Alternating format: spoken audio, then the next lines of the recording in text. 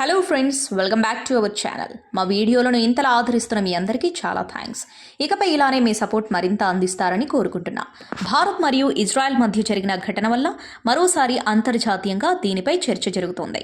అదేంటో తెలుసుకోవడానికి ఈ వీడియోను పూర్తిగా ఎండ్ వరకు చూడండి. మీ ఫ్యామిలీ అండ్ ఫ్రెండ్స్కు కూడా షేర్ చేయండి. వివరాల్లోకి వెళితే భారత్ మరియు ఇజ్రాయెల్ రెండు మిత్ర దేశాలే అని మనందరికీ తెలుసు. అయితే ఇటీవల ఒక ఊహించని సంఘటన చోటు చేసుకుంది.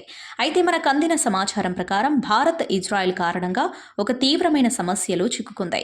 ఇజ్రాయెల్ మిత్రదేశమే అయినప్పటికీ ఇప్పుడు భారత్ ఇజ్రాయెల్కు మద్దతుగా నిలబడాలా లేదా అనే డైలమాలో పడింది.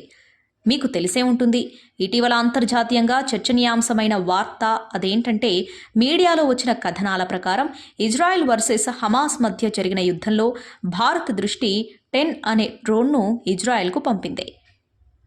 ఇది భారత్కు పెద్ద విషయం. ఎందుకంటే ఇదివరకు ఇజ్రాయెల్ నుండి మనం ఇంపోర్ట్ చేసుకున్నాం, కానీ ఇప్పుడు మొదటిసారి భారత్ స్వయంగా వారికి సరఫరా చేస్తుంది. ఇప్పుడు ఈ డ్రోన్ సరఫరాకు సంబంధించి భారత్ కొన్ని సమస్యలను ఎదుర్కొనేలా ఉంది. ఎందుకంటే పాలస్తీనాకు సపోర్ట్ చేసే దేశాలు భారత్ను ఇజ్రాయెల్తో ఈ డీల్ వెంటనే నిలిపివేసుకోవాలని పట్టుబడుతున్నాయి.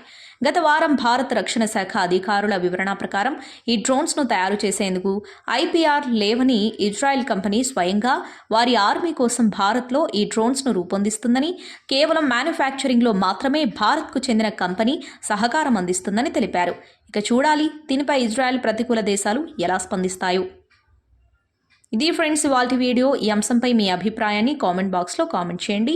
మీకు కనుక ఈ వీడియో నచ్చినట్లయితే లైక్ చేయండి, షేర్ చేయండి మరియు ఇలాంటి లేటెస్ట్ అప్డేట్స్ కోసం ఛానల్ని సబ్స్క్రైబ్ చేయండి. Thanks for